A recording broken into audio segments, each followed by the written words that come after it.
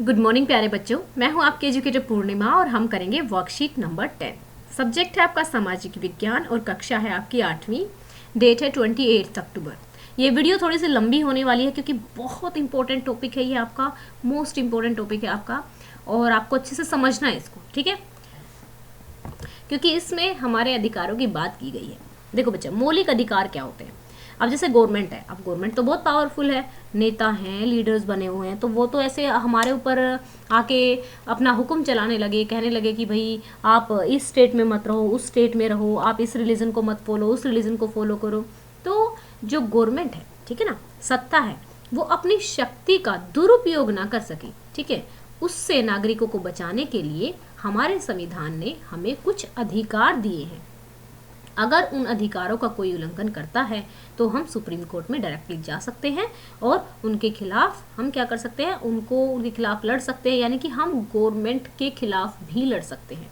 हमें ये अधिकार किसने दिया? संविधान ने दिया, अगर हमारे मौलिक अधिकारों का हनन होता है तो ध्यान से समझिएगा। स्वतंत्र भारत में राज्य की सत्ता के दुरुपयोग से बचने के लिए नागरिकों के अधिकारों को संविधान में निहित किया गया है, यानी कि लिखा गया है, दिए गए हैं, जिसे क्या कहते हैं? मौलिक अधिकार कहते हैं। संविधान राज्य और अन्य व्यक्तियों के समक्ष व्यक्तियों के अधिकारों की रक्षा करता है, और इंग्लिश में मौलिक अधिकारों को क्या कहते हैं? Fundamental right. लिख लेना कॉपी में, फंडामेंटल राइट्स, ठीक है।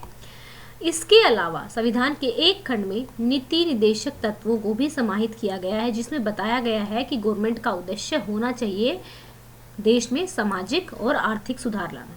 तो हमारे कौन कौन से मौलिक अधिकार हैं? समानता का अधिकार, यानी कि कानून की नज़रों में सभी समान हैं, चाहे कोई कितनी ही बड़ी पोस्ट पे हो, चाहे कोई कितनी छोटी पोस्ट पे हो, अगर क्राइम करेगा तो सज़ा बराबर ही मिलने वाली है, ठीक है।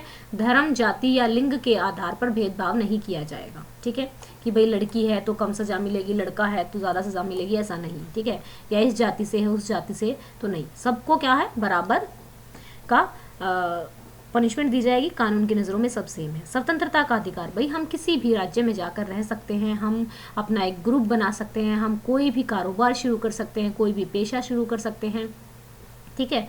हमें अभिव्यक्ति का अधिकार है, हम अपने जो विचार हैं हम प्रकट कर सकते हैं। शोषण के विरुद्ध अधिकार, इसमें मानव व्यापार में देखो कई बार होता है ना, छोटी छोटी लड़कियों को पकड़कर वैश्यागृहों में छोड़ देते हैं, छोटे बच्चों को पकड़ के उनके हाथ उंगलियां काट के उनको भीख मांगने पर मजबूर कर देते हैं। तो ऐसे में भी हमें अधिकार है, अगर ऐसा पता लगता है तो आप डायरेक्ट सुप्रीम कोर्ट के पास जा सकते हो, ठीक है। अब 14 वर्ष से कम आयु के बच्चों से मजदूरी कराना भी जुल्म है, अपराध है, ठीक है।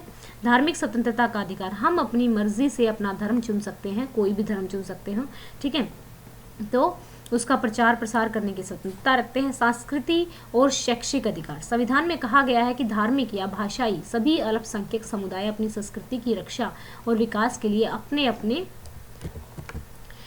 शैक्षणिक संस्थान खोल सकते हैं। लाइक अपने अपने भाई, जैसे अब है जो मुस्लिम लोग होते हैं उनका मदरसा होता है, क्रिश्चियन जो होते हैं उनके अपने अलग स्कूल होते हैं, तो अपनी अपनी संस्कृति को, अपने अपने कल्चर को प्रमोट करने के लिए हम अलग से अपनी संस्था या फिर जो भी शैक्षणिक संस्थान है वो खोल सकते हैं। संवैधानिक उपचारों का अधिकार, अगर हमारे अधिकारों का उल्लंघन होता है तो हम अदालत में जाने के लिए स्वतंत्र हैं और अदालत हमारे अधिकारों की रक्षा करे। धर्मनिरपेक्षता क्या होती है बच्चा?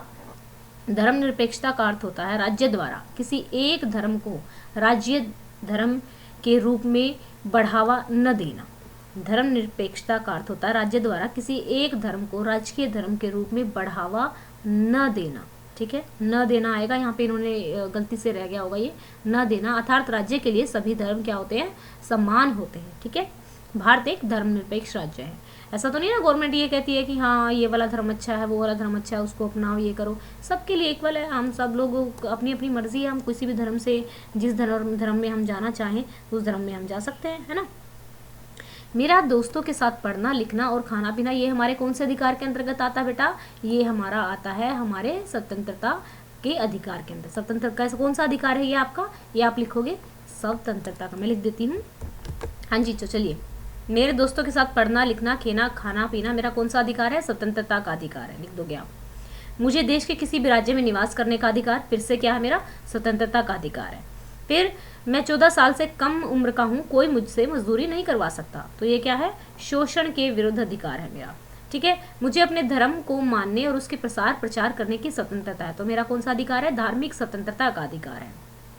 मुझे अपनी संस्कृति की रक्षा व उसके विकास का अधिकार है। सांस्कृतिक और शैक्षिक मेरा अधिकार है। ठीक है बच्चा, तो चलिए अब हम क्वेश्चंस कर लेते हैं। ठीक है, इनको अच्छे से समझ लोगे आप, समझना बहुत ज़रूरी है, फिर से आपके 9th 10th में, नहीं तो आपको परेशान करेंगे ये। तो मौलिक अधिकार, मौलिक अधिकार किसे कहते हैं? मौलिक अधिकार उन अधिकारों को कहते हैं जो लोगों के जीवन के लिए, आप लोगों को रेनबो कलर ज़्यादा पसंद है तो हम रेनबो कलर ही ले लेते हैं, है ना, जीवन के लिए अति आवश्यक होते हैं तथा जिन्हें भारत में राज्य की सत्ता के दुरुपयोग से बचने के लिए संविधान में शामिल किया गया है। ठीक है,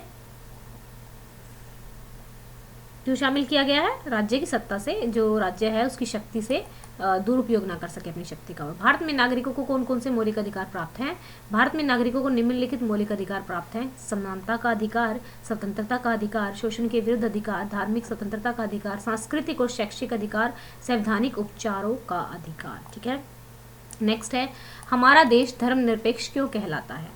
हमारा देश धर्मनिरपेक्ष कहलाता है क्योंकि हमारे देश में सभी धर्मों को समान माना गया है तथा राज्य द्वारा किसी एक धर्म को राज्य के धर्म के रूप में बढ़ावा नहीं दिया गया है। ठीक है, नेक्स्ट है, नागरिकों के लिए मौलिक अधिकार क्यों आवश्यक हैं? मौलिक अधिकार नागरिकों के लिए आवश्यक हैं क्योंकि ये अधिकार राज्य की सत्ता के दुरुपयोग से नागरिकों की सुरक्षा करते हैं। ये अधिकार व्यक्ति को स्वतंत्रता पूर्वक और एक अच्छा जीवन जीने की गारंटी देते हैं। ओके बच्चा, ठीक है, तो ये हो गई हमारी आज की वर्कशीट। अब सेट कर लेते हैं हम अपना आज का टारगेट।